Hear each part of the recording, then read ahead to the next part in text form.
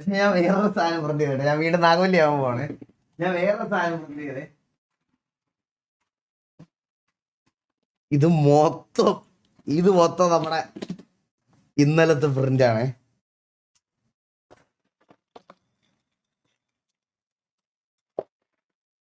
എനിക്കിപ്പോ ഇത് തന്നെ പണി. ഞാൻ ഇപ്പൊ ഇതല്ലേ അതിനകത്താണ് ഞാനിപ്പോ. ഇത് കണ്ട വാലറന്റിന്റെ റയോട്ട് ബഡി വിത്ത് ഗൺ ജിബി തുടങ്ങിയത് ഇതില്. എന്റെ ഏറ്റവും ലാസ്റ്റ് പ്രിന്റ്.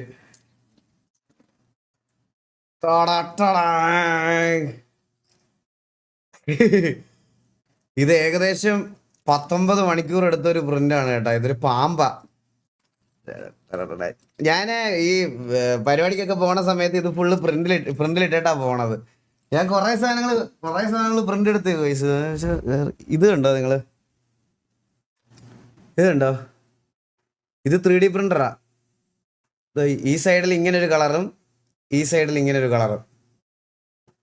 ഇത് നമുക്ക് എന്ത് വേണം ഇതിനകത്ത് ഇങ്ങനെ ഇട്ട് വെക്കാം. ഇത് കണ്ടോ? ഇതിങ്ങനെ കറക്കി തുറക്കാം. ഡ്രാഗൺ മുട്ട കണ്ട. ഇതൊരു സ്റ്റോറേജ് ബോക്സ് പോലെ യൂസ് ചെയ്യാം നമുക്ക്.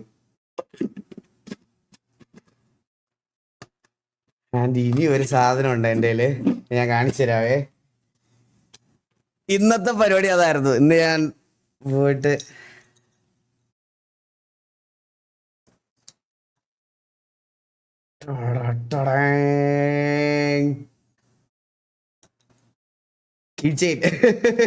ഇങ്ങനെ കുറെ പരീക്ഷണത്തിലായിരുന്നു ഞാൻ ഇന്നലെ. 2 ദിവസമായിട്ട് കുറെ പരീക്ഷണത്തിലായിരുന്നു ഇത്. ആൻഡ് വേറെ ഒരു കാര്യം കൂടെ കാണിച്ചു തരാവേ. ഇതും ഞാൻ പ്രിന്റ് ചെയ്തതാ.